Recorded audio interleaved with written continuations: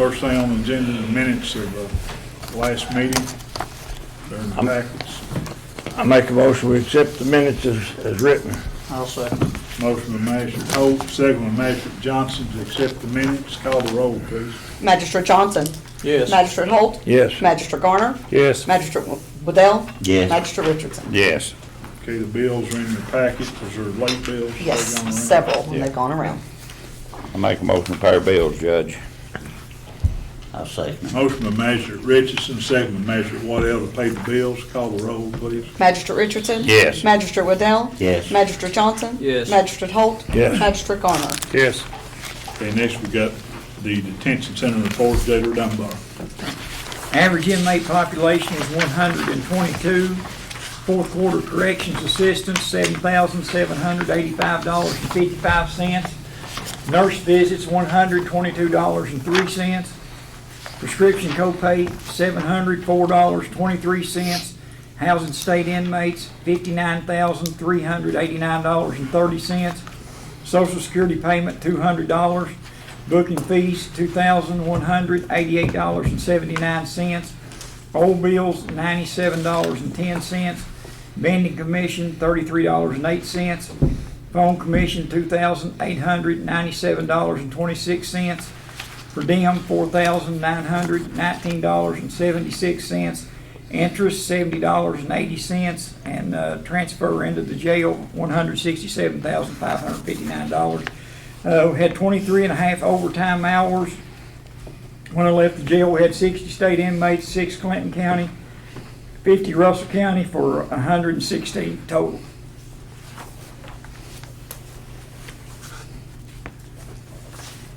Any questions on that?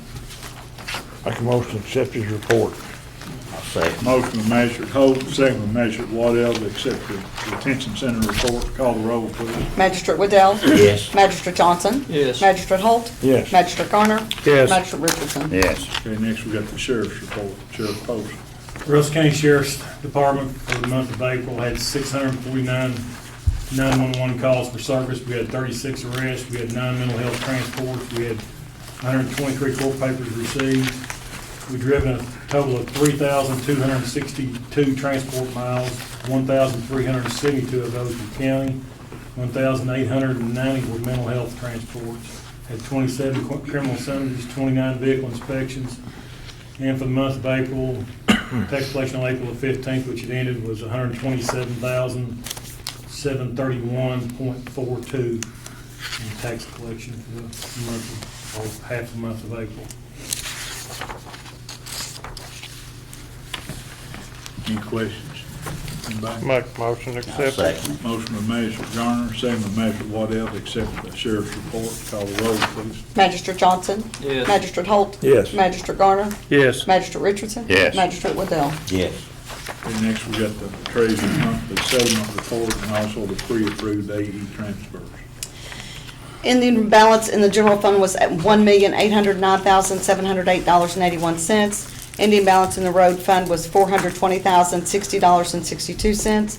Ending balance in the jail fund was $698,941.63.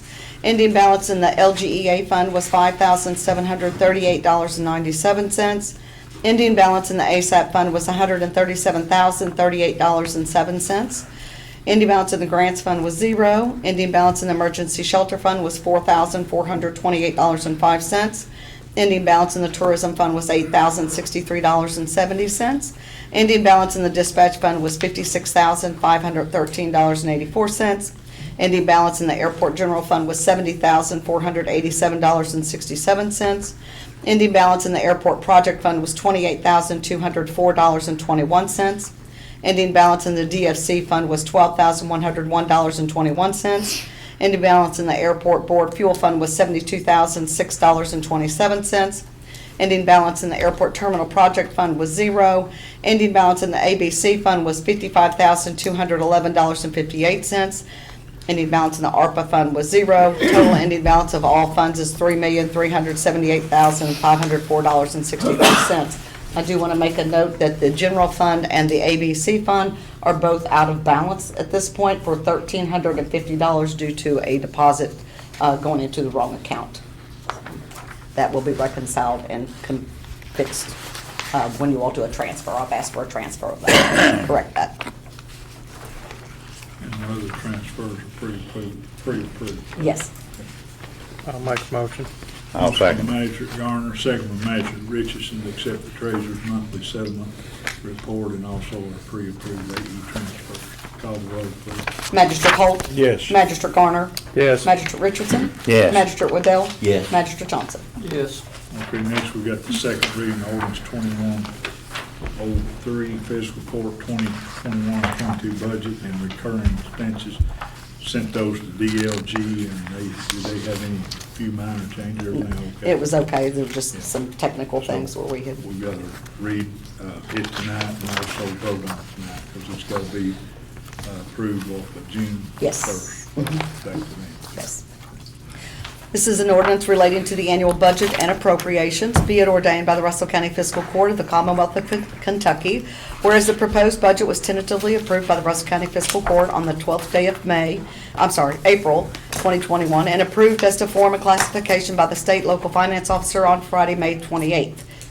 Is that right? No, April 28th. Sorry about that. That's a typo. April 28th. The following budget is adopted for the fiscal court year 2022, and the amounts stated are appropriated for the purpose indicated. In the general fund, $3,501,386. In the road fund, $1,610,353. In the jail, $2,491,281. In the LGEA fund, $11,774. In the ASAP fund, $147,720. In the grants fund, $117,500. In the emergency shelter fund, $6,506. In the tourism fund, $147,700. In the dispatch fund, $521,972. In the airport general fund, $194,077. In the airport project fund, $867,698. In the DFC fund, $12,102. In the airport board fuel fund, $87,112. Airport terminal project, $449,892. In the ABC fund, $152,430. Total budgeted is $10,319,503. And we will have to do a budget amendment for this ARPA fund whenever it hits. So it was not, at the time we did the budget, I can't budget for it until it actually hits the account. It hasn't hit the account, so if we do get it when we're supposed to get it, we'll have to probably do an amended budget, or a budget amendment for this fiscal year, and I'll probably have to do another one for this budget for next fiscal year, but that's just timing.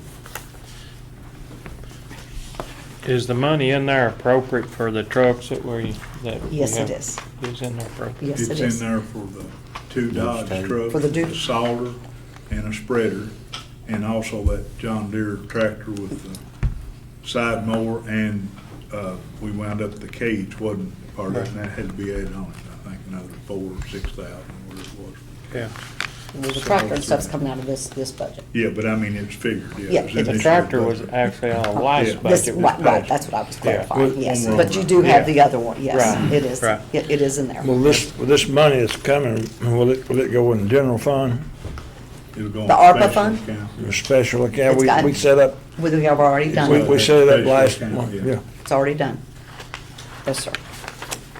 So if we get these, if we do look for a couple other trucks, that'll be something we'll have to adjust. We'll have to. We'll have to adjust, and hopefully, I mean, if we are allowed to use some of this money on equipment, Yeah. no doubt, we Yeah. can buy two easily. Okay. And I've got the figures on that, this single axle, like you're gonna start doing like you used to do with tandems and roll-offs and all that lease program, with a spreader and a plow, 10-foot electric plow and a spreader on a regular 10-foot body. It'd be a single axle truck, Kenworth, 2022. And they're just now getting this program up and going. It's just, these are proposals. The payment would be about $2,153 a month for 36 months. What's the It'd be total? one of those What's the- deals where it goes back and sold and then, What's the total left? That'd be on the lease program. lease program. Yeah, what's the total That's if you on bought option it? he gave us. Oh, you didn't get it? No, that's just, he just now getting it up. Option 1 and 2, one of them was without the solder and the plow, and the other one was with it. Without it, the truck itself's $99,655. And with the solder and the plow, it's $116,155. And then if you put it on the 36 months, it's with the solder and everything, it's $21.53 per month for 36 months. And then it's turned back in like we used to do the roll-off truck, What kind of gross weight did you allow on that? It's just a single axle, probably haul 26,000. 10? 10 or 12 10 or tons, 12. I think. We'll bring it up. 10-foot steel. We can bring it up later. Logan dump body is what she's saying, but they're just now getting into this. We're getting it worked out through Motor KCO vehicles, leasing. we have, it is in there, and then you have your, But that, he did get back with me and give me some figures. And if I have to That's look a them big somewhere truck else, for long we'll haul cross that over bridge there. when we get And there. a couple right That'll here. get us, Well, that'll get But us the trucks. that would be down the road, he said it might be several on the months lease before we get program. this up and Well, going. we can talk But about these that other later. trucks are done, just waiting on them to give me the invoices and stuff on the tractor and the other 2 Dodge trucks. You ain't heard, the tractor ain't been ordered or, Yeah, the other yeah, but Yeah, you it's- don't, ain't heard no nothing. time frame, and the trucks are still waiting to get the paperwork back to us. I talked to him last week. They're, Okay. like everything else, they gotta make it. All right. Any other questions on the budget for this coming year? We need to vote on that tonight, though. I make a motion to accept what she's got laid out for us there with the idea that we'll have to make an amendment to the budget. Got a motion by Commissioner Holt to accept the second reading ordinance 2103. I'll second it. Second by Magistrate Garner. Call the roll, please. Magistrate Waddell? Yes. Magistrate Johnson? Yes. Magistrate Holt? Yes. Magistrate Garner? Yes. Magistrate Richardson? Yes. Okay, now we need to transfer that $1,350 from the ABC account to the general to correct the deposit error that she was talking about a few minutes ago. I make a motion we transfer it, Judge. Motion by Magistrate Richardson, I'll second. second by Magistrate Waddell to transfer $1,350 from the ABC to the general to correct the error. Call the roll, please. Magistrate Richardson? Yes. Magistrate Waddell? Yes. Magistrate Johnson? Yes. Magistrate Holt? Yes. Magistrate Garner? Yes. Okay, next we've got our bids this year on our janitorial supplies. This one is from Danville Office Equipment. I think in the past, they bid on this and we usually accept their bids. You can pass those around. Various items, there are about 3 pages of them, just things to be used Oh, wow. in the courthouse. Janitorial. What we usually do is them, and then this other one is from Norvex Supply. We accept both of them, and whatever we can get the best deal on individual items, that's how we handle it when the time comes. We've done this for several years. It's different prices for everything. They've got a detailed list of all the different items. Price list. Some items are cheaper with Danville, and some are cheaper with Norvex, so we always just sort of go with the, as those around, I don't look at them. Yeah. We have both. We do Just take both. that. But that way we can shop To it. use, That's so- what we always do. I'd say buy the cheapest place you can get it. So we usually just, Accept both of them. That's Well, your I'm- all's discretion. I'll make a Some motion things on to there accept cheaper. both of them and buy it from the cheapest. Okay. I'll Motion by second. Magistrate Richardson to accept both and do the itemizing, whatever's the best deal on the time to order. Got a Mickey, second? Mickey seconded. I Second mean, by Magistrate seconded. Garner, okay. Call the roll, please. I didn't hear you. I didn't either. I heard Terry. Okay. Magistrate Johnson? Yes. Magistrate Holt? Yes. Magistrate Garner? Yes. Magistrate Richardson? Yes. Magistrate Waddell? Yes.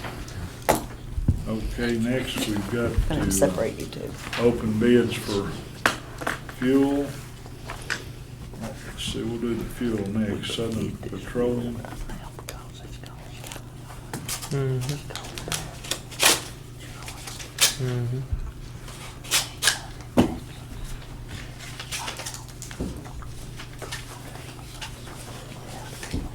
Well, I tore it in two. Cut it down. Cut it down. I'll take it. Oh, this is the only fuel bid, and I think we've dealt with them for several years. It says bulk tank truck price, 500 gallons. They just sell it to us a markup over the bulk tank daily posted rack price. For gas, 87 E10 is 2 cents over rack price, 89, and also 93, 90, and 87. They're all 2 cents over daily rack price, so that's what they're That's charging us. Same thing it always is, Always. and that's the only bid we got. That's the only bid we How got. much Same motion thing we- on kerosene, dyed fuel, and all. They're all 2 cents. I'll make a motion, we accept it. I'll second. Motion by Magistrate Johnson, second by Magistrate Richardson to accept Southern Petroleum's bid on the fuel this coming year. Okay. You want me to call it roll? Yeah, go ahead. Magistrate Garner? Yes. Magistrate Richardson? Yes. Magistrate Waddell? Yes. Magistrate Johnson? Yes. Magistrate Holt? Yes. Okay, next, I guess, is bid from Selby Asphalt. Following services to County of Russell: asphalt repair, crack repairs, rock and tile work, emergency storm debris removal, pavement markings, backhoe and skid steer services, snow removal. Says as far as the asphalt repair, any and all areas will be prepped, dug out, cleaned out, and or filled with gravel. This is to be done by Selby Asphalt. Basically, what's been done in the past, same bid. In recent negotiations with Gaddy Shamrock Asphalt, prices will be quoted on a weekly basis to ensure you are getting the lowest prices possible. With this pricing, we respectfully ask to quote each job on a job-to-job basis. This is due to the fact that some asphalt will be coming out of Columbia plant and some out of the Albany plant. Rock will be extra along with a modest fuel surcharge. All repairs must be approved by someone designated by the road foreman, county judge, or magistrate of said district. The Russell County Fiscal Court agrees to pay Selby asphalt maintenance within 30 days from completion of a work performed. Signed by Mike Selby. So that's for the patching and stuff. That's the only bid on any kind of asphalt repairs and patching. Make a motion, we accept it. I'll second. Motion by Magistrate Garner, second by Magistrate Waddell to accept Selby's bid on the asphalt and patchwork. Call the roll, please. Magistrate Richardson? Yes. Magistrate Waddell? Yes. Magistrate Johnson? Yes. Magistrate Holt? Yes. Magistrate Garner? Yes. Okay, next we've got a bid here from Hudson Materials on the road oil bid.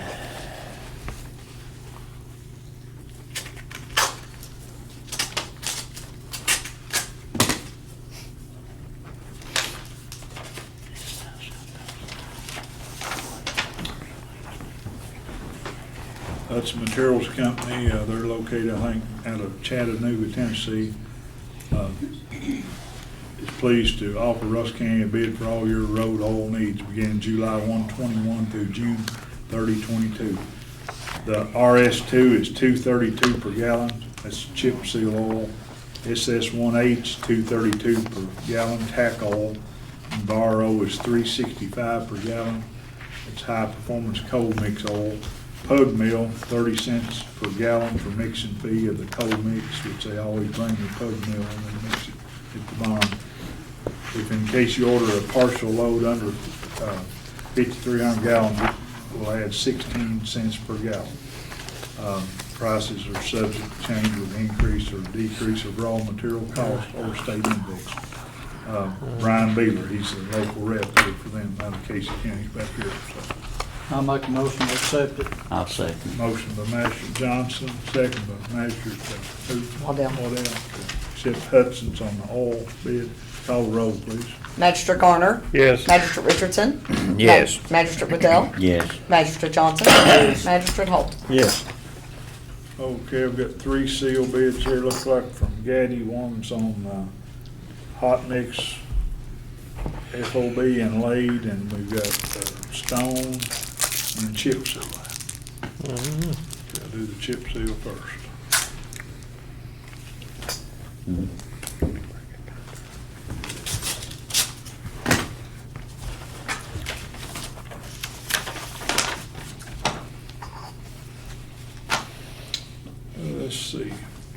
Road width, 12 foot and under. Single seal is $3,500. Double seal is 48, that's a per mile cost, 4,800. 13 foot through 18 foot road width. Single seal is $4,800. Double seal is $6,500 per mile cost. And then a minimum of $3 per ton will be applied to haul within 10-mile radius of the nearest quarry. A rate of 30 cents per ton will be paid for each mile beyond the 10-mile radius. County is responsible for purchasing the oil and stone. The county is responsible for preparing and shaping the roads. If the prep work is done by Gaddy, all equipment used will have a charge of $100 per hour per unit. A price of $1,400 per road will be charged for moving for all roads 40.40 miles, 4/10 of a mile and under. A minimum daily charge of $3,500. Final decision to be discussed with Foreman David Branham. All materials, workmanship, equipment meet the specifications of the Kentucky Department of Transportation. This bid is valid for 30 days. Roy Beard, so that'd be the chip seal, single and double. I'll make a motion to accept it. Motion I'll by second. Magistrate Johnson to accept it. Second it. Second by Magistrate Garner. Call the roll, please. Magistrate Holt, Yes. Magistrate Garner, Yes. Magistrate Richardson. Yes. Magistrate Waddell. Yes. Magistrate Johnson. Yes. Okay, next we got Stone, I think. Yeah. Barry Stone. Yeti Shamrock would like to quote you the following price on crushed stone, FOB Adair County and FOB Russell County Storage Yard. Number 3 stone at Adair County, $6.15 per ton. Russell County, $9.75 per ton. 57 and 68 stone, Adair County, $7.15 per ton. $10.15 per ton in Russell. Number 8 stone is $7.15 per ton in Dare, $10.15 per ton in Russell Yard. Number 610 stone in DGA is $6.15 per ton at a Dare lot, $9.75 per ton at Russell lot. Crusher run is $5.50 per ton. 0 stone in the Dare lot is $6.15 per ton, $10 per ton at Russell lot. Haul from Columbia Quarry, 20 cents per ton mile from the quarry to location. That's stockpiling to Jabez. I'll back up a minute. Also, haul from Russell County site to Jabez, 20 cents per ton mile from quarry to location. A minimum haul of $2.65 per ton will be applied to haul within 12 miles of the nearest quarry. A rate of 20 cents per ton will be paid for each mile beyond the 12-mile distance. Following prices will remain in effect for a 1-year period. Roy Beard. I'll make a motion to accept it. I'll second it. Motion by Magistrate Johnson, second by Magistrate Richardson to accept the stone and rock bids. Call the roll, please. Magistrate Waddell, Yes. Magistrate Johnson, Yes. Magistrate Holt, Yes. Magistrate Garner, Yes. Magistrate Richardson. Yes. Okay, this next one will be hot mix. Probably I'd say it'd be cheaper. before being late. About $90. Katie Shamrock would like to quote the following price on the bituminous mix, which includes base and surface hauled and laid with a paver or grader. A bid price of $81 is based on the price index of $4.75 per liquid ton. With every $10 increase in the cost of liquid asphalt per ton over this amount, the base index will increase $1 per ton. This index will also work in reverse as prices hopefully will decline. Prices will be determined with the Kentucky Average Price Index at the time of the actual work performed. So $4.65 per liquid ton would get you $80 a ton. They're bidding right now $81 on the $4.75, and that $4.85 would move it to $82 per ton. FOB price picked up over there per ton, based on the current index price, is $64 per ton. At our discretion, any tonnage amount under 100 tons at any specific location, a $25 premium can be added to the index price. Additional $3 per ton will be added to haul when paving in the Jabez area. Please note that all the above quoted prices will fluctuate with the Kentucky Highway Index price. All materials are approved for Kentucky Department of Transportation specs. Terms of accounts are net 30 days, same as always. I'll make a motion to accept the bid. I'll second it. Motion by Magistrate Johnson, second by Magistrate Richardson to accept the hot mix bids from Getty. Magistrate Johnson? Yes. Magistrate Holt? Yes. Magistrate Garner? Yes. Magistrate Richardson? Yes. Magistrate Waddell? Yes. Okay, next we've got a workforce innovation and opportunity interlocal agreement. We do that with Lake Cumberland Area Development. We've done that in the past, right? Just a Yes. yearly agreement for them to handle the workforce development program. That's correct. I'll make the motion. Motion by Magistrate Garner, I'll second. second by Magistrate Holt to approve that agreement, interlocal agreement for Lake Cumberland Area Development District. Call the roll, please. Magistrate Garner? Yes. Magistrate Richardson? Yes. Magistrate Waddell? Yes. Magistrate Johnson? Yes. Magistrate Holt? Yes. Okay, next, we had a public hearing prior to the meeting tonight. Some Cdbg Grant money that the area development is working on for a utility assistance project. It's a resolution 2104. It's in your package. We need to pass that. Miss Sherry Bennett's here tonight. If you want to just say a few words to the public, sort of what the gist of this program is while we're voting for this. Okay. Well, this is a Cdbg grant. There's no match required of the county. This is funds that will be made available for residents who've been financially impacted by COVID to pay utility bills, past due utility bills, up to $250 per month for a total of 6 months. The county, if they approve this resolution and do file the grant, they'll be entering into a contract with the Lake Cumberland Community Action, and that would be your point of contact to do all the intake and work with the individuals, and then the funds would be directed directly to the utility provider. And so that's the resolution that's before the court to consider if they want to file this grant application. I'll make a motion. Motion by I'll Magistrate second it. Waddell, second by Magistrate Richardson to approve this resolution for them. Resolution 2105. Call the roll, please. Magistrate Johnson? Yes. Magistrate Holt? Yes. Magistrate Garner? Yes. Magistrate Richardson? Yes. Magistrate Waddell? Yes. Yeah, it says on here 2105, but on the agenda it says 2104, so we need, Yeah. Oh, I'm sorry. we need to correct your agenda. I It's apologize. 2105 is the resolution. Yeah, my bad. Wait. No, this is a Homeland Security one. You Oh, got I'm the on wrong the one. wrong You one. got the wrong one. Okay. This is the utility. 2104, I'm sorry. It is 2104. It It's is the four. utility. Yeah, 4 right Picked the here. wrong one out of the packet. Okay. Yeah. Sorry about that, my fault. First mistake up That's ever today. made. Today, Yeah. so. Bet on the wrong You got a horse. motion and they voted. We- But that's correct, that is 2104. It is 2104, yeah. That's the last one, that's okay.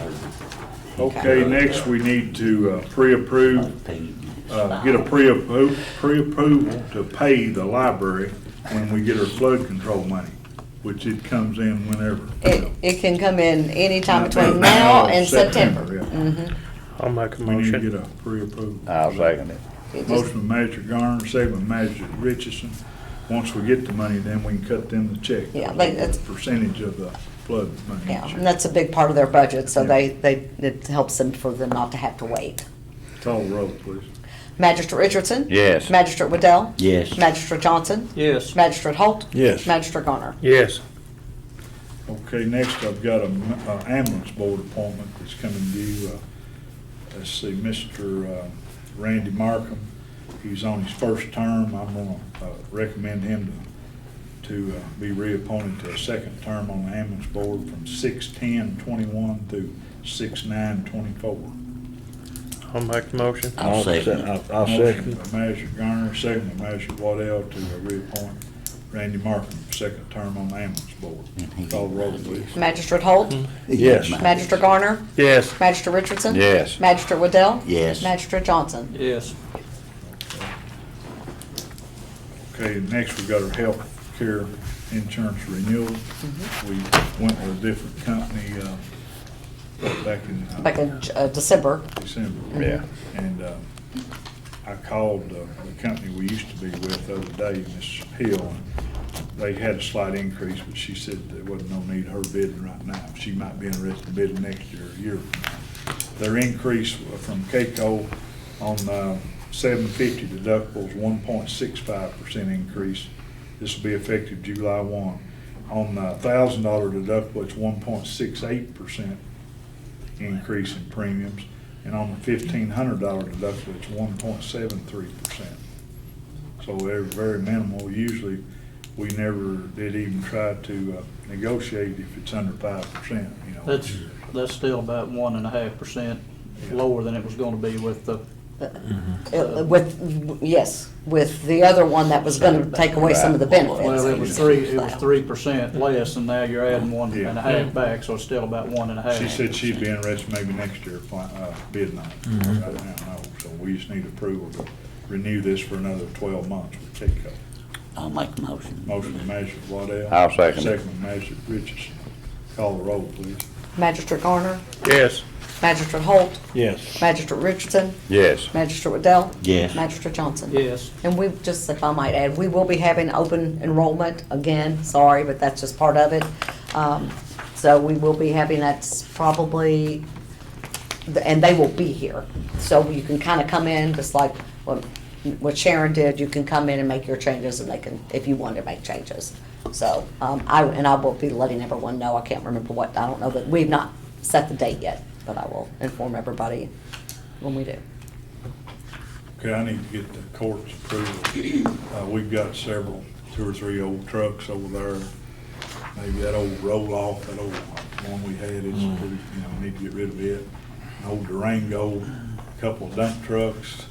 I think there's an old 911 antenna and stuff out here that used to be here when we had it in the basement. Just take that stuff over and sell it. I need to get everybody's approval. Thought I might check with Mr. McKinley. He had us one the last time, Josh, and just set a date and try to sell that stuff over there. I make the motion, let you take care of that date and everything. What about the 2 junk trucks that was over there? Yeah, Are you there's gonna- two You're down gonna there. put them at in the there? dog pound. We'll bring them in there and we'll put a reserve of right to reject bids, and they bring more per scrap or something. Yeah, We'll 'cause reject them and we do had that. kinda had an offer on those too, yeah. We Yeah, really okay, can't sell them in a right. private deal, but they can bid on it. If they Yeah. don't, we can Okay, reject it, so. yeah. Is that all right to get that scheduled here in the next? Yeah, I'll make month? a motion, Yeah. we do it, or Larry did, I'll I mean. Larry's got a I'll motion, second it. second, Magistrate Richardson, call the roll, please. Magistrate Johnson. Yes. Magistrate Holt. Yes. Magistrate Waddell. Yes. Magistrate Garner. Yes. Magistrate Richardson. Yes. Last month, there's some questions about our CARES money that we got, and I just thought everybody was aware of what we've done, but there's, in your packets, it's got the minutes of the court meeting. I don't know, and highlighted when we done all that. Back in October, I think it showed we transferred $417,000, this is CARES money, $392 from the grants fund to the jail fund. And we transferred $42,566 from the grants to the general. And we transferred $150,252 from the grants fund to the sheriff's department. Of course, all that was money that DLG told us how to, where to send it, and what to give it for, so. Wrong. It's all together with that. All right, I'll find it. I'll get some- But anyway, it's in there, I just want to clear that up. Yeah, that's it. Show that we right here. did, Yeah. those It's were it's on down passed. deep, Ron. They were passed in open court, those amounts. And, it shows all on the agenda highlighting, and it's also the amounts, so. And then some of these were actually, just so you all know, they were in the late bills. I mean, so they were in the bills, and I've given you all a copy of that. It clearly says COVID expenses, so that, and then this was part of the other bills and stuff. So they were, it was all in there for your That's all's where the money, review and the bulk approval. of it went to those Yeah. 3. We did send a little bit to clerk's office. We Yeah. sent, the ambulance board got some, 70 It's, or oh. 70,000. Let me see. Hold on, right here it is. It's 87,000. Yeah, you About found it. 88,000. County attorney's office got a little for some protective Yeah. equipment or something. She Yeah, done. they I'm not did. sure. $703, it says. Well, a lot of that might have been a computer for Or remote something. work. Yeah. I think that Too could much. be. Clerk's That's office a got radio. some for supplies. 28,000. That's how we divvied it all out, so. But I just want to bring it to everybody's attention, because had some questions on it. Next on here, we've got some, well, we've got road changes. I'll go with that next. Who's got road? I've got the sheet, but it's Terry's. okay. Terry, you want me to do this? Yeah. Okay. This is Rosin Ridge Road. We're extending the length of that from 1.328 miles to 1.407 miles, because there was a small portion of it that, I guess, dead end. I'm not exactly It was sure. gravel. But it was gravel, so it's like, okay, but it's part of it, so we're just gonna extend it, because they've actually, then, these are both in District 1, the Port of Call Drive, the Rosin Ridge goes to the very end now, if we extend that, and then Port of Call is right off of that, so that way, it's basically gonna extend that so we can fix that gravel and put asphalt on it, so that it'll connect the other Port of Call Drive, which is Back to .610. Spell And Port of Call, how's that? P-O-R-T of call. Port?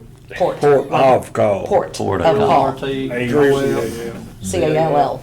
Port of Call Drive.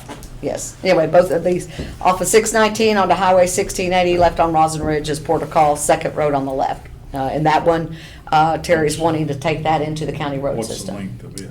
.610. So we will need a CR number on that one. Rosin Ridge CR number is 1188. You want to do those at two different motions, then you want to extend Rosin Ridge? Probably should. Yeah. Got a motion to do that? Yeah, I make a Motion motion. from Magistrate Waddell. I'll Second. second. Second from Magistrate Garner to extend Rosin Ridge. That figures what, about 400 feet or something? Yeah, 400 foot. Okay, call the roll, please. Magistrate Johnson. yes. Magistrate Holt. Yeah. Magistrate Garner. Yes, Magistrate Richardson. Yes. Magistrate Waddell. Yes, Okay, the next one is take in Port of Call. Port of Call Drive. It meets the specs, it's got houses on it. Mhm. Okay. Putting that in the motion then. yeah, I'll make a from motion, we Magistrate take Port of Call in. I'll second it. Second from Magistrate Garner. Call the roll, please. Magistrate Holt. Yes. Magistrate Garner. Yes, Magistrate Richardson. Yes. Magistrate Waddell. Yes. Magistrate Johnson. Yes. Okay, I've got a little bit of other business, and we've got a couple of people signed up to speak to the court. I've got Tourism Board, Mr. Michael Kennedy, he was, help me, which document? He was at State Dock. State He doc. was the He's GM. evidently gone, he's no They've let him longer go. on the board, okay. And I got a letter from Tommy Holt, which is the president of the Motel Hotel Lodging Association, and they recommended Mr. David Dyson to fill Mr. Kennedy's term. It runs through 6/30/23. David Dyson is the general manager at Marina at Rowena, so that'd be my recommendation for the court to fill that. I'll make a motion. I'll second it. Motion by Magistrate Garner, second by Magistrate Waddell, to put Mr. David Dyson in to replace He's a good Michael guy. Kennedy on the tourism board through June 30th of '23. Call the roll, please. Magistrate Waddell. Yes. Magistrate Johnson. Yes. Magistrate Holt. Yes. Magistrate Garner. Yes, Magistrate Richardson. Yes. Okay, I've got, the only other thing I've got is our alcohol report. Looks like for the month of, yeah, I do. For the month of, the reporting month of March is up quite a bit. Total sales about $43,000. So our regulatory fees went up about 20, looks like about $2,500 for the month. So Jamestown collected about an extra $700 from the prior month, so, in regulatory fees. So just share that with everybody each time. Okay, now we've got this, the sheriff's department called today. They want to put this resolution on the agenda for application for administration of Department of Justice. It's, you're wanting to apply to get a grant to help get you another school officer. Go ahead, Derek. What we're trying to do, of course, this is the issue, one of my big campaign issues when I first come into office was getting school resource officers at all the schools. And the deadline to apply for this is June the 22nd of '21. I want to let everyone know that sends their children to Jamestown Elementary School. Then my goal as sheriff has always been to keep, our kids safe, and I'm sure it's fiscal courts and, city councils and chiefs of police and everybody keep their kids safe in their schools. But this grant is kind of like the cops grant, just like basically what we applied for, where you had got $192,621 to put 2 school resource officers at Russell Springs and Salem. Now, like I said, of course, that being said, we still like Jamestown Elementary School to be covered. Now, I've been in discussion with some of you here. I've been in discussions with the mayor of Jamestown, Nick Shear. I've been in contact with Chief Jeff Kearns and the school board, Michael Ford, the school board, with this issue as well.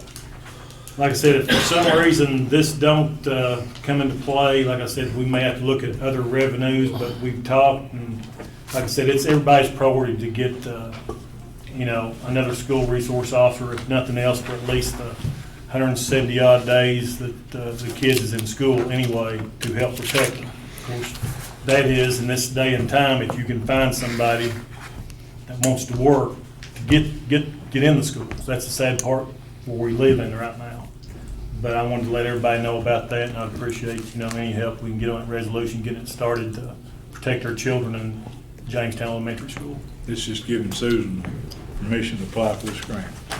I'll make a motion. I'll second it. Magistrate Garner, second by Magistrate Richardson to approve this resolution 2105. Call the roll, please. Magistrate Holt. Yes. Magistrate Garner. Yes. Magistrate Richardson. Yes. Magistrate Waddell. Yes. Magistrate Johnson. Yes. I've got some stuff to bring up about the recycling. Kinda, after we done that, we went to Somerset and got that worked out, Gary, and that, I think you got a copy of that. We went up there today and they give us a price of this month of May, the prices of, that's our prices. Of course, they get 30%, but on the cardboard and all that, the prices that's listed there, that's what we get as a county. And we do have a contract with them. Kevin wrote up a contract that we need to, guess, let everybody look at, and it's kind of what me and Ronald went up there and talked to them about, and the agreement that we made with the supervisor up there. Is that the contract? Yeah. I don't even know if Gary's looked at it. Have you? No, I'm not saying. And then there's some other things that we want to bring up about the building over there. We'll do this first, and then we'll talk about some of the other stuff. You done seen it, Ron? Yeah, I've seen it. You guys saw it.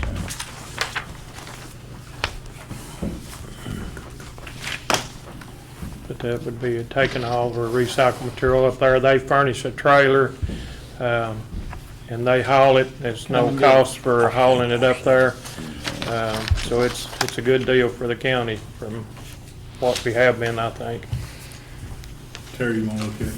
No, You I done seen didn't. it? So I'd make a motion that we accept that contract there with Pulaski County Recycle Center. I'll second it. Motion by Magistrate Garner, second by Magistrate Johnson, accept that contract that they proposed with Pulaski County Recycling. Call the roll, please. Magistrate Richardson. Yes. Magistrate Waddell. Yes. Magistrate Johnson. Yes. Magistrate Holt. Yes. Magistrate Garner. Yes. And we went up there today, and he gave us, we took 2 tractor and trailer loads up there a couple weeks ago, and he gave Ronald just a rough estimate of what it would be. And he said when we got this, Judge, when you signed this, he wanted us to bring it back up there because their meeting is Monday, this next Monday, and so they can approve it. And he said they'd send a check back for what we done sent up there. So far. So Yeah. this is what they've allowed us so far for everything. Well, he's I've got, right here is the 2 loads that we took up there was $3,077 of cardboard, $167 of shredded paper, $114 of clear plastic, $30 of colored plastic, and $107 on those tubes, those cardboard tubes. That's what the 2 loads, roughly $3,650 That's more than- thereabout on those 2 loads. Okay. oh, And it's something else I want to bring up on that. I don't know if a lot of people is aware, since we took those recycling trailers in, that we've got them over there at the recycling center, that they can still bring their stuff It's over on there. the local channel. Oh, is it? Okay. Yeah, it's on the local Since we channel. took it. We Well, get calls a lot, and we I've, tell people I've that. been over there, and there's quite a few people using it, coming and going, as you know, but I just didn't know if And everybody was I'd aware like of to it. put some more back out. We've started putting them out, if people just quit abusing, Yeah. putting their garbage in. Well, I know that the people down there around Eli, a lot of people used it, but then they got, Cleaning out. they got put in trash, garbage, and it was, a part of what was putting it in was the weekenders. When they left out, they put their garbage bag in the recycling trailer.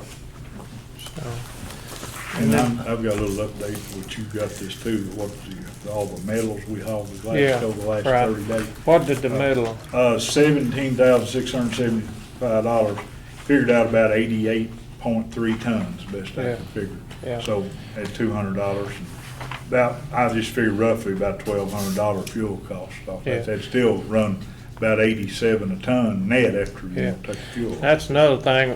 Or I'm sorry, 187. Yeah, that's another thing, we've got those roll-offs over there, and we've got two, and I feel like it would be a good idea to, as that stuff comes in, to go ahead and get it in those roll-offs, and let, when it gets full, let Blackie take it on over and not let that build up. Don't lay it on the ground. No, let them put them straight in that I roll-off. think I checked HM, we've got several roll-offs around. We've that got you- 7, okay, so. We got 4. We need to put them in there, and we'll 30 get one yards. loaded, just take it on. In 2015.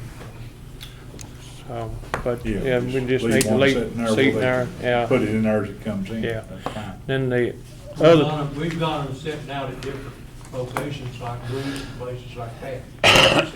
Maybe a couple of them, so they can be brought in if we need them. No, we won't need Really, them. We've one got is 'em. all they need. When they We get just filled, got- take it over. It's just to be a matter of 2 or 3 Keeping it hours, full. be gone, and they'll be back with it. So Yeah. really, one with 40 yard would probably be all we'd have to have. yeah, they've got two sitting over there, so they're in good shape with that. The other thing is, I don't know, Judge, if you noticed their building over there or not, but that back is leaking bad. I mean, it's dangerous for people to even be in there. I don't know how they keep them getting executed. It's leaked ever since it was built, back when you was judge. It's been bad. Well, it's a funny thing to me, you ain't fixed it because it's bad. Well, I don't know. Y'all- Yeah, they can't even stock their material back You there. know. and that. About needs a new roof on it. It needs, It needs a new And- we got and some, A few of the trusses have rotted out. Yeah. A few of them is gonna have to be replaced. Most of them, I think, can be used. We looked at it, but I don't know, 6 or 8 or something's gonna have to be replaced. They're we, that far gone. we actually got some bids. Larry got one and Steve got one and I got one, and I think it's something we need to look at and What and kind try of to. money you talking about, roughly? Yeah. Probably, well, I don't know what Steve's bid is. Steve, will tell you what his bid Post, is. He ain't open it the yet. posts are still decent on it. Yeah, they're I close. think about all of Well, that. Lighting and, Really, there's not a whole lot of truss work that'll have to be done, right, what I seen now, you know, Yeah. but, it's, well, it's just pouring the water. I mean, it's simple. That, they can't even stock their cardboard back there and that. It's really worthless the way it is. This is from Dunbar Contracting. And, he gave a price, it says repair damage to roof, back wall and side wall, which if you've been down there, you kinda know what I'm talking about. And he's gonna take the metal that came off of the roof and fix that front up there where it all tore off. And, put new metal on the back part of the roof. Now, he didn't figure any metal or anything. It's just labor. It's Just just laboring labor. us by the supplies. So basically, what you be out is the timber to repair and then your metal roof, you know, that's basically, and actually it needs some of those corners, and he figured those go all around there, seal that eave off. A lot of that's coming through the eave too. What was his bid? But his bid was, 10,000. Now, that's just the labor. Of course, you're not talking about nothing extravagant on the lumber part. You know, it's, there is something's gonna have to be repaired, but. And it was gonna be a while before he could. Yeah, it was gonna be sometime. He said he was covered up, couldn't get nobody to come to work, and Yeah. like the problem everybody's got. Problem everybody's had. And I got one from Charles Smith, and he said he was 2 or 3 months behind too. And his labor was like $3,100 just in us furnished all the material. But he said they do make a stuff that called guy coal that you can put on the roof that's guaranteed for 50 years, and he could put that on and furnish the material for the roof for $41.50. But I don't think that's all we need done. There's other No, stuff you're we gonna need have to do. place that wood and stuff. And then Larry got somebody to, Well, Mickey talked to me, and I knew a guy that I wanted to go see, Donnie Cook. Bullshit. And I met with him over there, No, and you didn't. he got up on the roof, looked it over, and the biggest part, he felt like I that know. metal roofing on the back is put on in 2 sheets. And where it's run up under there, it's kind of flat, you know, there. And if you'll notice, about, I don't know, 5 or 6 foot off from the other building now, that's where most of the leak is. Where it laps over there. Anyway, he recommended a whole sheet. Stop that, you know. Anyway, he figured 28 pieces of roofing, 26 feet long, and you got the I got bid on that. a price from Todd Metal today on that, and that was today's price was $2,575. And what I told him was, I said, you know, we could scab up those trusses, not have to replace them, and you're in the truss business, you know. And he felt like it worked. He wanted 6 16-foot 2x4s, wanted 2 8-foot 2x6s, and 1 12-foot 2x8. And he felt like he could scab them all up. Of course, most of us know who he is there. And he wanted 1 roll of bubble wrap. He said he'd try to use the other back, you know, but some of it might be stuck or whatever. And I went up to Hubbard's. I just stopped in there. I had some business to do, and I just had that with me, so I just had to figure that. They gave me a quote on what we had right there, $294.32. Donnie said that he felt like he could get to it in a week or so, and he charged $25 an hour. That's cheap. Yeah, that's cheap. And Where and those he- 2 roofs run together, though, where they've got 2 different pitches on, they wasn't never no closures put there. Now, a lot of that water is coming right up there to the front. Well, he's got, You know what I'm he's got, saying? he's got 28 closures on And there. and Yeah, that's got well, that's, 2-piece metal on the top too, and Yeah. if we do it back, we'd put it in 1 sheet Yeah. instead of, Well, now, the guy had figured, of course, he figured fixing that front and Sure. everything, you know what I'm saying? It's, He said he died, I failed to tell you that. He wants to cut off it right there where the Right. stringer is and feed it up a under piece of there. J channel there. Yes, sir. Yeah, Pay it back, yeah. yeah, And he that'd can work. get on it pretty quick. He said he felt like he could get to it in a week or so, whenever he said he Left didn't. up the court, y'all. I'd say I that- think we'll put him to work myself. I'm telling you, that is just unusable down there. I mean, I'll It's make bad a shape. motion, I'll make a motion that we hire him I'll to put the second. roof on it and fix that front and whatever's necessary on the recycle center over there. To get it where it's usable. Yeah. And you're talking about materials less than 3,000, then plus his labor. Yeah, so it ain't gonna be a Now- big expense. They possibly could be 2 or 3 more 2x4s, but that's basically, yeah, you you don't know know, when you get exactly. times in there, you Yeah. can't When you exactly. get into it, you might have to have a little bit more material. Yeah. 40 hours wouldn't be but $1,000. Ain't nothing. Ain't 2 it- weeks would be 2,000, so. Yeah. Are you making? I made a motion I'll to, second it. Motion with Magistrate Garner, second with Magistrate Richardson to go ahead and try to work out something with Donnie on that. I'll call him when the meeting's over. We purchase some materials, that way we won't have to pay no taxes. That's right. Yeah. Just be his labor. Well, them Oh, guys can store the material back there too. They can't even store it back there now. No, Magistrate Johnson. Yes. Magistrate Holt. yes. Magistrate Garner. yes, Magistrate Richardson. Yes. Magistrate Waddell. Yes.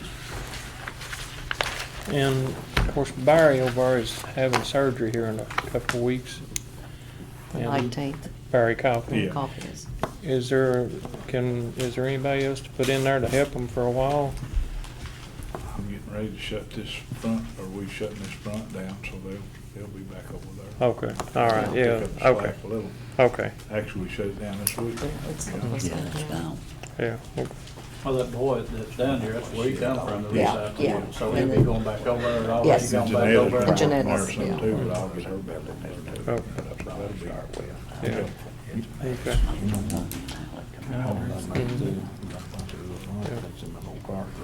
You got anything else? Oh, no. I've got two stabs. Well, go ahead, Mr. Allen, Okay, you I'll think about it. Hey, Judge, can I say something real quick? I wanted to let everybody know where the Ross County Sheriff's Office stands right now as far as personnel and stuff. I know I had a few to inquire about where we stood as deputies. When I took over in 2018 as sheriff, there was a total of 6 deputies. We've had 2 to leave in 2020 for hazardous duty retirement, which Russell County Sheriff's Office does not pay due to the cost. I mean, I think it's been brought up before, whatever the cost. You know, it'd be good to think at one time or the other that, you know, that the Sheriff's Office, along with some other entities, could get hazardous duty retirement in the county. But anyway, right now, we stand, like I said, when I took over, we started with 6 deputies. Right now, we still have 6 deputies.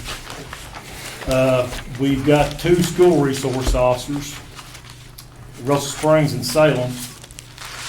And we've got possibly 1 to 2 more or something we're going to try to hire in the next 30 to 90 days.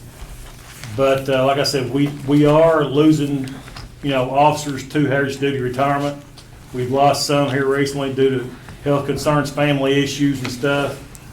But we are still serving the public, like always, answering their calls. But like I said, as of right now, and again, I stress this, we're still at 6 road deputies and fixing to hire 2 more within the next 30 to 90 days.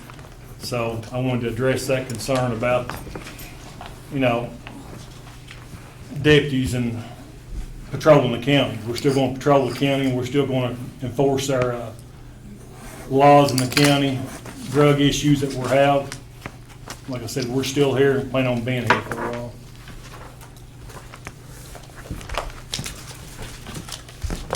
I've got a couple people signed up to speak. Miss Barbara O'Neill is wanting to talk to the court about a dog issue, leash law. Barbara.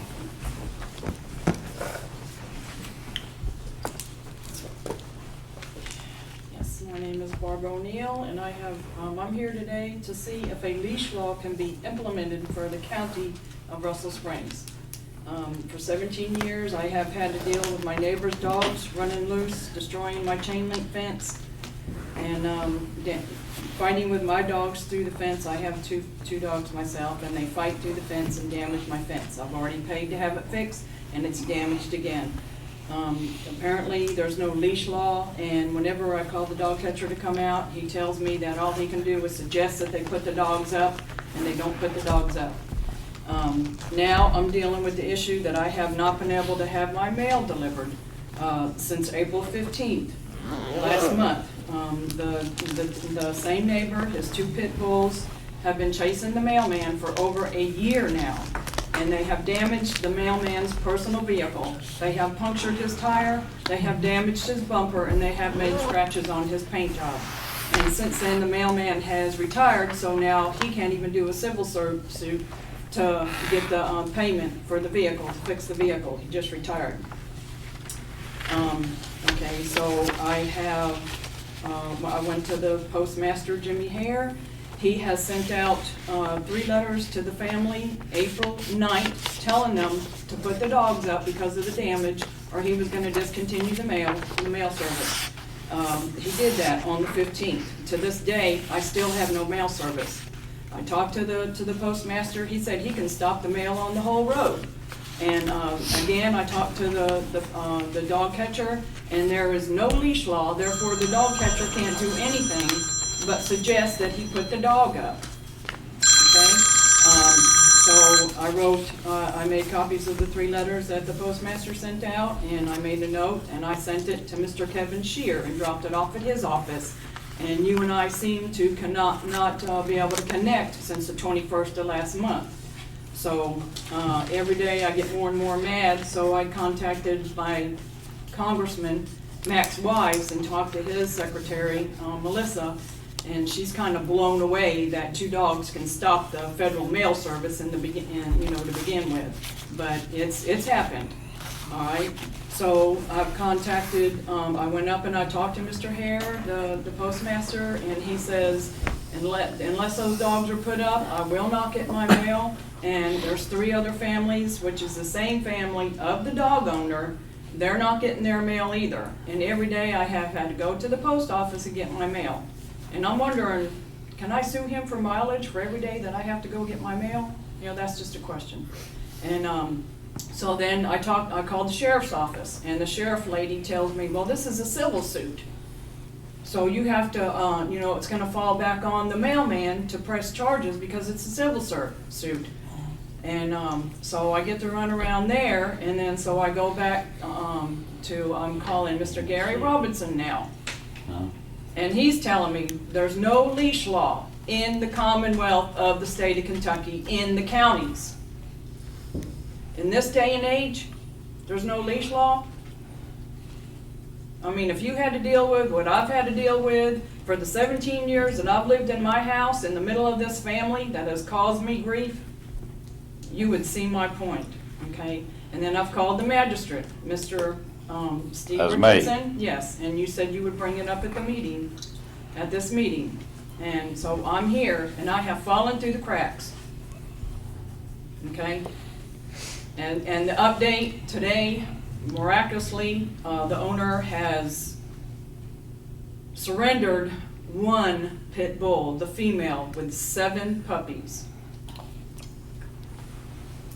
And the other pit bull, the male pit bull, he has decided to keep, and he has it tied up down in the woods for the time being, but the dog is Houdini.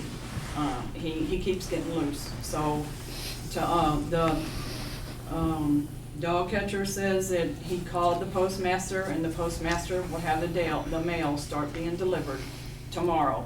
But we'll see how long that lasts until the dog gets loose again. But the thing of it is, with no leash law, the dog catcher can't do his job because all he can do is suggest that they put the dog up, and they're not going to put the dog up. Okay? The dogs are neglected. People who do this neglect their animals. They don't care. And this is why I'm here today. Okay? This is my. I did call the postmaster, and he told me exactly what he told you, that, you know, Yeah. he didn't have to, you know, they don't have to deliver the mail. Yeah, they don't have to. And a couple dogs are stopping a federal agency from delivering the mail. I mean, that's the reality of it. Thank you. Can you not file charges for damages? That dog come to me, I'll put it in the ground. But the thing of it is they're the kind of people, if you do something to their dogs, they're gonna do something to my dogs. Well, if that dog's attacked that post office, man, he has a right to shoot him. Doesn't he? He retired. He took the easy way out. He retired. Any suggestions there, Kevin? Yeah, there's a lot of suggestions. Number one, my office has contacted you many times, ma'am, regarding that. Friday, I got a call, Yeah, a phone call. and actually from you. last month too, my victim's advocate touched base with you as well. Yes, there's a few things that can be done. Unfortunately, nothing that she can do because she's not been attacked. Yeah. The Yeah. statute provides that anyone that's attacked can file charges. We reached out back when you first made that complaint with the postmaster and told him that he could, or his person, his mail carrier could, actually, he's not been attacked, but I was going to step out on it because his vehicle was attacked. And they had no interest in doing that. They just stopped the mail. No, they just stopped the mail. So yes, there's something that can be done. Any one of those, postmaster himself, the person who was attacked, can file a complaint regarding a harboring a vicious animal, and we routinely do it. Sure. Has But it's anybody ever getting- walked, do But- they charge anybody that walks down the No, road? the dogs, they only chase They're- moving vehicles. They're not aggressive at all. Yeah, They they're just not like the aggressive. military's vehicle, that's the only one, they don't even Yeah. attack mine. They just chase cars. Yeah, they No, don't not like even the mine, car. just the mail carrier. Yeah, they're very loving animals. They do not like moving vehicles. Well, Maybe they know they're bringing bills, they run them off. That's the answer. I mean, that's the answer. I mean, if the person who was the victim here or the agency, the Postal Service. We reached out again to them today, and he let us know that he had no interest in filing charges. He had just stopped the mail. So that's where we're at. So But yes, he surrendered the dogs today. One is that dog, right? he surrendered. One dog. One dog and 7 pups. Okay. Yeah. So 8 total. But the leash law is the key. Without the leash law, nothing can be done.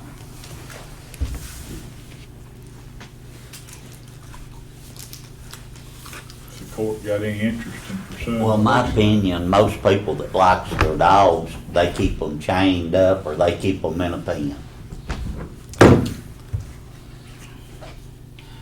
Or in the house. Most of them's in the house. Mine stays in the house. Well, I let her out to go potty, but I go with her. I went through the expense of fencing in my whole yard to keep my dogs on my property. And with his mail, it keeps coming over there and it's fighting through my fence, it's damaging my fence. My dogs had injuries. So they're gonna start delivering your mail again tomorrow, is Yeah, that tomorrow, correct? he says he'll start. Yeah, they can sue. They can sue Tomorrow, civilly and it's almost a month. on any of this stuff. So she could If he's sue her tearing up your neighbor fence, for attacking the fence? If he's tearing up your fence and there's definitely damage to your fence, well, that's a civil issue as far as, you know, you Yes. filing in civil court, you know what I'm saying? That's what Mr. Sheard told me, and I got the paperwork to take him to court to sue him, but with COVID, the court system has been shut down. Oh, yeah, it's been back. Yeah, I mean, okay, I mean, so in you the know. meantime, the fighting still goes on. Does it, being that he picked the female dog up and the 7 pups, it's not as bad, is it? No, really, she wasn't much of the One. problem, it was the male dog. It Yeah. was the young male dog, who he said he was gonna surrender, he told the sister he was gonna surrender him. But when the dog catcher came back out, he only did the one female, he didn't surrender the male. Yeah. And like I said, he's tied down into the woods.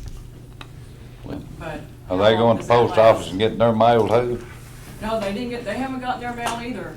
It's one family, and it's 3 members of the same family and me, and I'm in the middle You're in the middle. of this family. Don't ever buy a house in the middle of the family, okay? And I'm not a local, I had no idea what I was getting into when I bought this property. Anything else from the court?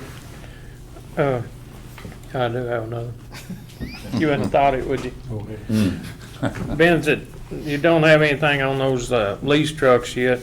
What about us looking at maybe some real good used trucks with low mileage and just getting some prices maybe and coming back for the next meeting? Yeah. And You just, got money in the budget to buy them with. we'll find the money. We got $1,800,000 carryover in general fund. What are you laughing about? What's it say right there? Oh, we have to, that's for the whole year. Well, that's what I was saying. $1,800,000, that's pretty good carryover. That's carryover from this year, right? Well, that's what we have right now, but it's still got another 2 Month. months to go. We got May. 1 month. We have payroll every Okay. 2 weeks. All right. Well, Healthcare, last every month, it was $1,600,000 and it's growing. It's went up $200,000 since last month. We'll have the It'll money. go down. We'll have the money. when- 200,000 by them trucks, Yeah, which yeah. went up in the last month. Yeah. I think that we need to, any of us or all of us get some prices on some good used trucks with low mileage, if there's any out there, and bring it back for the next meeting. I'd rather buy one of those new ones that have payments on themselves. That's my opinion. Well, that's Well, an I know what option, you we get. could go through Keiko and buy a new one and borrow the money and make payments on it, I mean. Well, you'll be out of the payments of the backhoe come February. That's gonna be paid off, so that'll help some. I mean, but that's not till next February, but anyway. We'll find the money. It's there. I've got confidence. You'll loan it to us, won't you? We'll find it. I love your confidence. Anybody else got anything to talk about Miss O'Neill's problem? Leash law, please. Is she in the city or county? She's in the county. County. County, 6 miles outside of town. You don't want to know my opinion. You'd have to enforce or do an ordinance with a leash law. Yeah. And there's not one in the whole state? There's know not that. that's not what you would call a leash law, so to speak. KRS. There's a statute on the state. Any law enforcement agent from dusk, from sunrise, from sunset to sunrise, if dogs are running loose, they can take them Unless they're hunting dogs. unless they're hunting dogs and they're in hunt. Yeah, I've read that statute. Yes. Ain't enough of us answer calls, let alone get the dog out here. Or if they're running cattle. Okay, yeah. Or if they're running cattle, at any time, day or night. So if you're asking about a leash law, there's 2 statutes on the books for that, and it's those 2 things. But that's done on the books, KRS, right? It is, and again, it's, Who owns that dog? I mean, It's general. well, it's general and approximately this, you know. The problem is, it's, and the dog warden can say, you know, if he gets a call, you know, by the time he gets there, they're either probably back at home right there, and again, he's saying exactly what he's supposed to say, and that is, he's recommending putting them up, because if they're out running around, he can take them, absolutely, but he's got to, I won't say catch them, but I mean, that's the truth, and that's the statute. So again, you know, Max Wise could help in that too. They could change some few things if they chose to. You know, they could renumer some of those type of things. You know, if that's something that they chose to do, that's one way. Local cities, some cities have leash laws depending on where it's at. Those type of things. So yes. I installed a security camera and I have the dog coming to my fence fighting. I have hundreds of videos. Just a comment, a lot of counties have laws in place, because I've had the same issues here as Barbara in the past. A lot of counties have, like, not necessarily a leash law, but the way it is if the dog warden comes out and catches their dog, and the dog goes to the pound, it's a $20 fee or what have you to get the dog out. But then if it's caught the second time, the fee increases to $250, and then it just goes up until it's, you know, like $2,000 to get your dog out. And what that does is that prevents a lot of these people who, most of them that are letting their dogs run around don't have the kind of money to go pick their dogs up. So it kind of like makes them think, well, we're not gonna let our dogs run loose because we don't have the money to go get them out. Well, I've reported that none of these dogs, he's got 6 dogs, and none of these dogs have shots or tags. And that's not even enforced either. I mean, the dog that's running loose doesn't even have his tags on, and that's not enforced either. In my opinion, the dog catcher should have given him a ticket for those dogs not having a collar and tags on. That'd have to be an ordinance. Mhm. Yeah. We'd have to pass an ordinance, the court would, for him to do that. Yeah, okay, so there's another crack. What's the court feel about an ordinance to do something like that? Any interest? Anybody? I mean, God forbid it's gonna bite Judge, somebody. we have an ordinance pertaining to licensing. Yeah. We already have it in place, but there's not enough officers in Kentucky to go in and enforce the law in order to sell the dog tags. When he gets one, picks it up, you have to buy a tag before you pick it back up. Before they're That's released. for house dogs and everything else. Yeah. I don't know how it could be. Right, and besides your rabies tag, to get the shots from the vet, you have to come down to your office and get a county tag. And people don't know that. I know that, but people don't know that. And it's, again, it's the dog catcher. If the dogs are running loose, he doesn't see tags on them, why are they not getting a fine? I mean, God forbid the dog bites somebody, now you got some human that's gotta go through all the series of rabies shots. Well, they'll deny that they own the dog anyway. If it goes by somebody, and they're gonna sue them. Yeah, but neighborhood people, I mean, they pay attention to what's going on. Somebody's Yep, gonna know they whose dog won't. it is. Back, Homeowners just don't And take if they pick the responsibility. dog up and they don't come back and get it, it costs the county $34 instead of $20. That's what, plus it's math, that's what each dog is when taking Somerset, $34. It's based on the contract we have that allows so many dogs, and it figures out $34 per dog. And like those he got today, it'll be that number times 34 Yeah. that's gonna cost the county when he takes them up there. Yeah, I know, I hope those dogs find a good home, I really do, because they deserve. Back several years ago, when we put that ordinance on, that tag, I don't, if some of y'all was here, I was here at that time, and people was aware of the state mandated it, that we had to put it on, that they had to buy tags and a kennel tag and this and that and whatever. And they was very aware of it. This courtroom was full of people throwing a fit about it because they didn't approve of it, and the state mandated that we do it. They didn't put forth no money for people to go out and catch them or do whatever, you know, with them, but they mandated that we put that law on the book. But people was very aware of it at that time because the courtroom was full. That was against it. The public doesn't know. And they sent it down to y'all to vote for it too, instead of doing it themselves.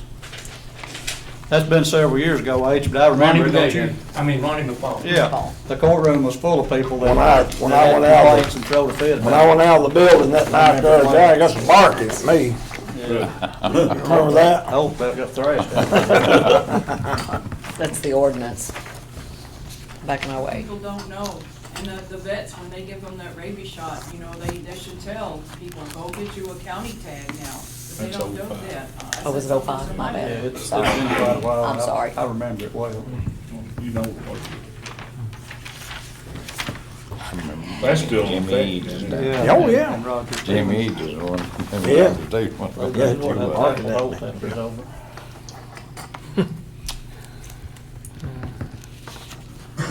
Anybody else got anything regarding this? We've got another person needs to speak to the court. Any more comments, anybody? Thank you, Miss O'Neill, for coming. Tell us what you think of everything. Next, we got Mr. Cameron Tiller. He wants to talk to the court about county planning. Thank you guys for having me. I'll try to make this as brief as possible. It should be about 10 minutes. My name is Cameron Tiller. For those who don't know me, I'm a resident of Russell County. I am here today as a concerned citizen over the recent public developments as it relates to the creation of an industrial solar plant in the county.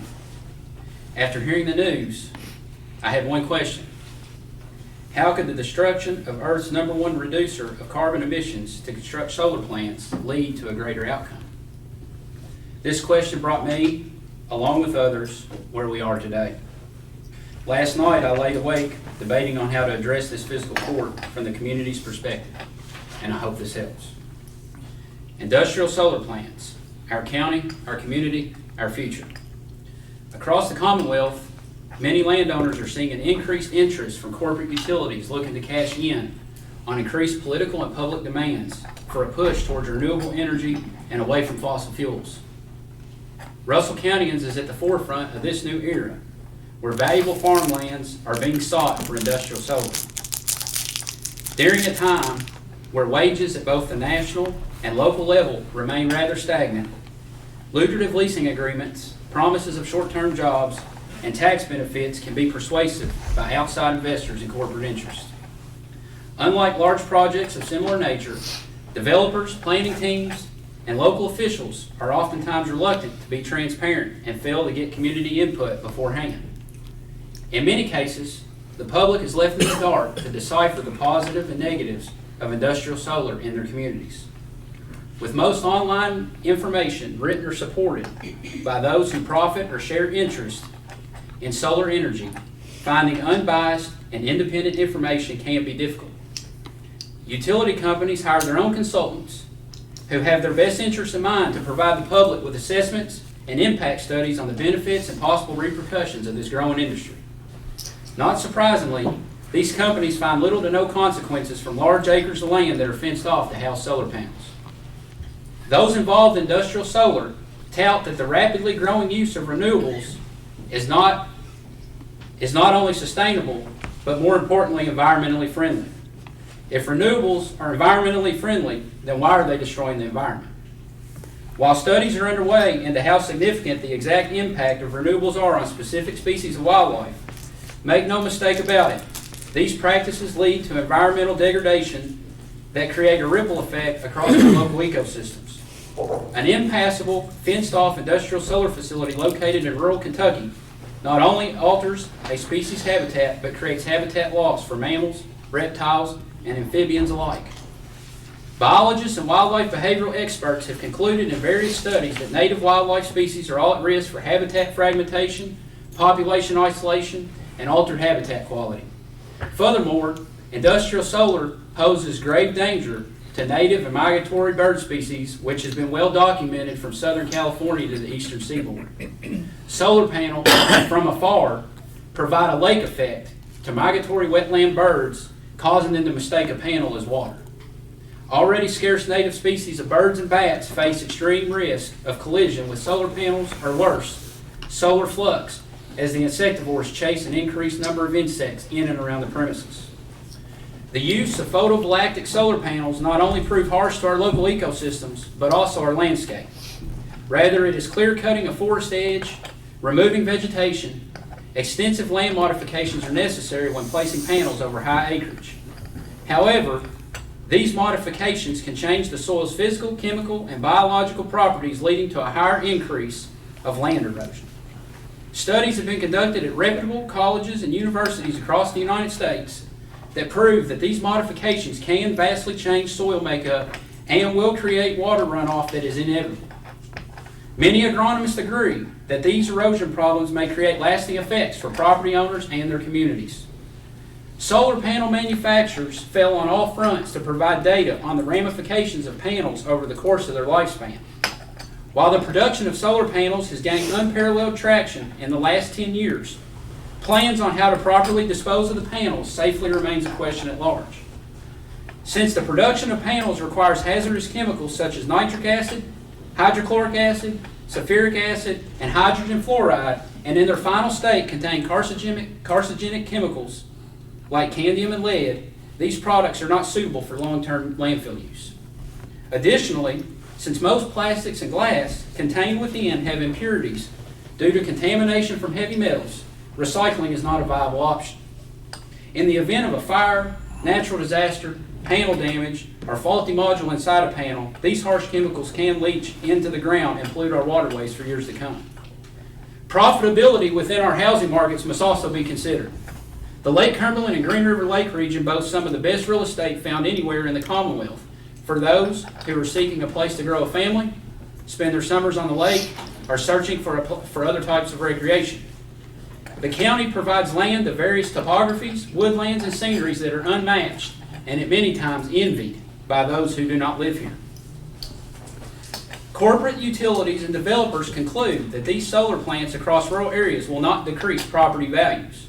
But it is worth noting, no long-term studies have been conducted into rural real estate markets as it relates to solar plants. Studies on urban and suburban housing markets concluded that real estate values decline after solar plant installation. Solar panels polluting our countryside not only provide minimal job growth, but they put an arrow through the heart of our rural communities, farming. Historically, farming has played a major role in Russell County's culture and identity since the 18th century. Large acreage of land divvied up to generate minute amounts of electric for customers outside of our county takes away a major part of our local economy. Farmers across our county will see a decrease in sufficient ground to grow crops or raise livestock as industrial solar seeks to accumulate and dominate as much land as possible in the name of the almighty dollar. The large amount of space required for solar to be a key player in the energy sector proves how inefficient it will be going forward. Globe-trotting solar pundits would have you believe that this green energy source is the answer for all. To put this in perspective, we will run numbers on the 3 largest operating solar farms in the United States: Solar Star, Topaz Solar, and Desert Sunlight, all located in Southern California. These 3 solar farms mass out over 12,000 acres respectively, equivalent in size to the state of Vermont and Massachusetts combined.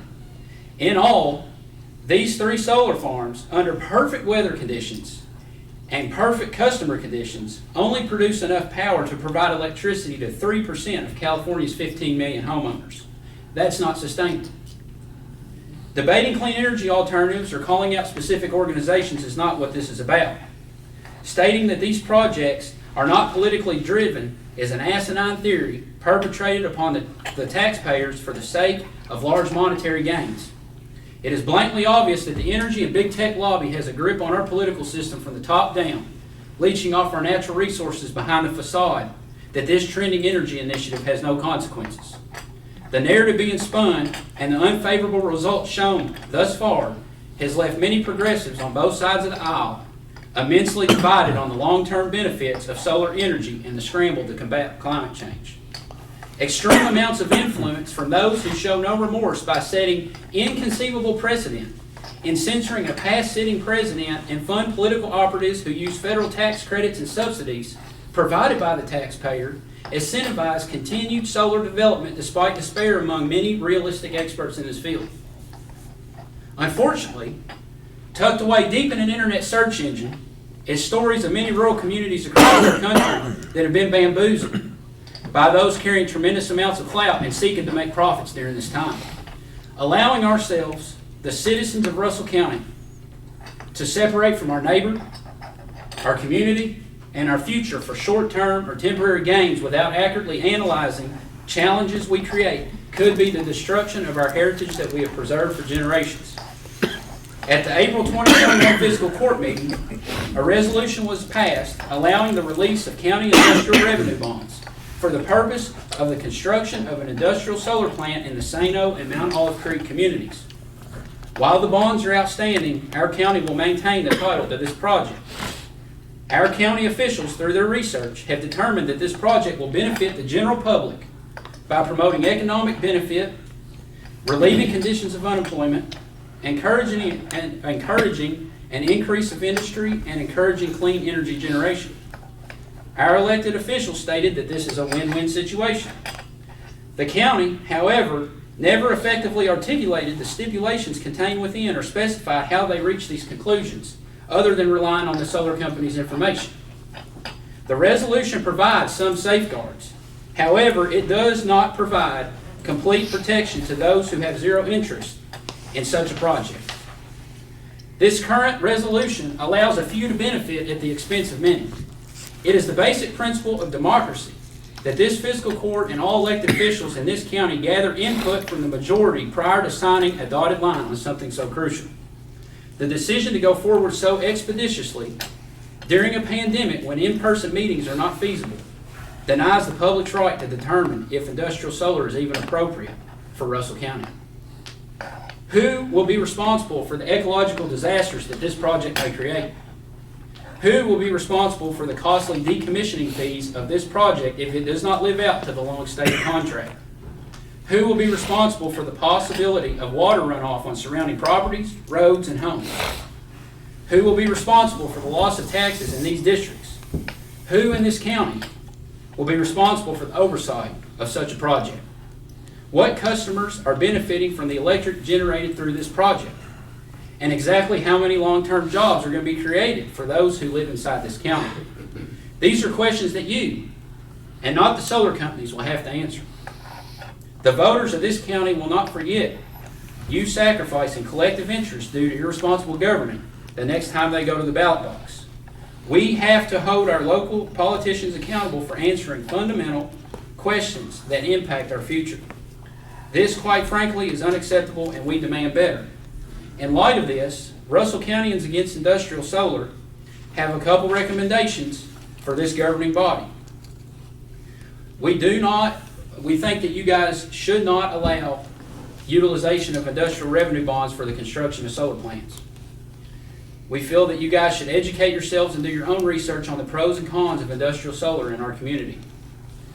We agree that you guys should fund independent, non-biased impact studies as it relates to our local economy, real estate values, and environment to corroborate the information provided by developers. Believe in what they tell us. That's like back in the 60s, you believed Monsanto when they told you Agent Orange wasn't going to kill you. You know, everybody believed that Agent Orange didn't kill people, and then it did. And then they paid a $2,000 an hour scientist to tell you DDT didn't kill people, and it did.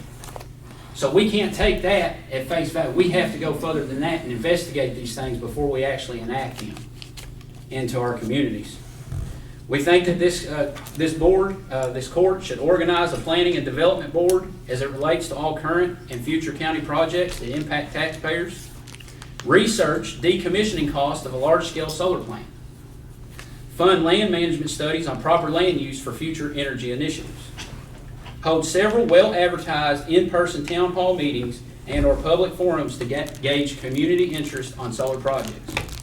And finally, enact a strong, research-based solar ordinance that protects our rural landscapes, farmlands, wetlands, rivers, streams, and water quality, property values, historic sites, tourist areas and attractions, and not least, taxpayers. That's all I have to say. Thank you, guys. Thank you. Anybody else got anything, any comments on this statement?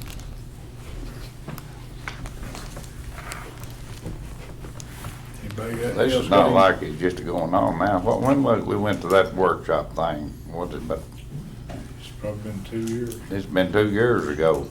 Left, And anybody was welcome to go to those, you know. They had some public, I think they had public hearings. Did you attend that, the one they had at the Lake Cumberland Area Development? No, I never heard about the project until the last fiscal court meeting. Oh, okay. And now either if that It's was- been going on about 2 years. Yeah. Yeah, we Well, went. I'm speaking on behalf of myself and the community. Yeah. I think there's a lot of people in this community that weren't made aware of this. The newspaper, I'm not sure how much they picked up on it, but I know last fiscal court meeting, they did pick up on it. And that was a lot, that was when the majority of the community found out about it at that point.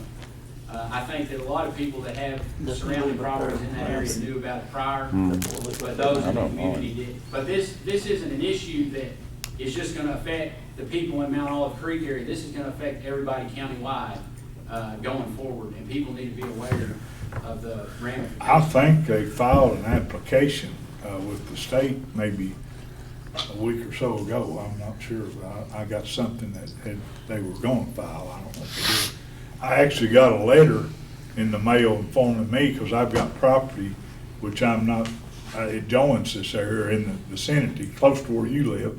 They sent me a letter saying they were filing an application, just because I've showed up, I had property in the neighborhood, which I don't have any property affiliated with it, but it is in the neighborhood. I'm just asking, you all as a board, you know, we need to be responsible, and we need to, especially when it's a project this big that can significantly impact the future of people in Russell County. This isn't something that we just fly off the seat of our pants and take everything for word what a company does. You know, this is an issue where we have to get both sides of the story.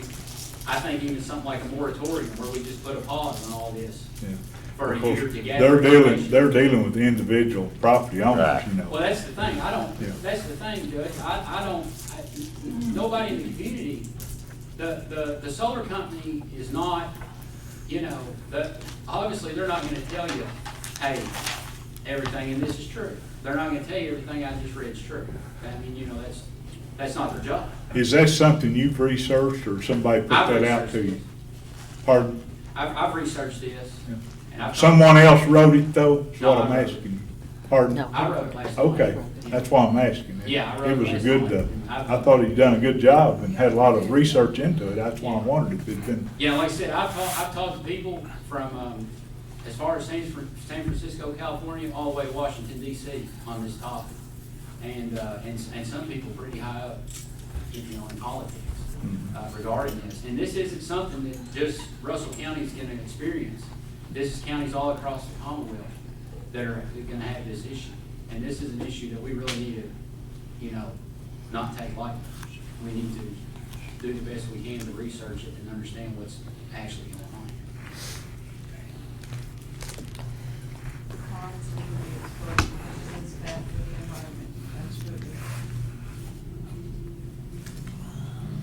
Take lessons from California. It's kind of like the, Says something about take lessons from California. yeah, They've got a lot of them in He North couldn't hear you. Carolina, He too, couldn't hear don't what you're saying. yeah, it's really not a healthy environmental good thing. It does more damage than it does good. They're just trying to sell the solar panels, and they're giving you a whole line of bull. to do it. Where you from? It's like a magnifying glass.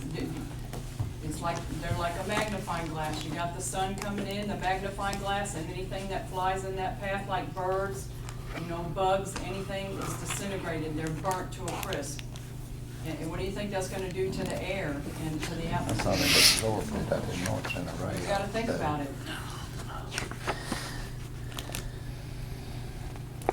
Any more comments from anybody? Anybody else got anything on the agenda? Hear a motion to adjourn. Make a motion to adjourn. Manager Garner, I'll second Manager Richardson, all in favor saying aye. Thank you, everybody, appreciate it.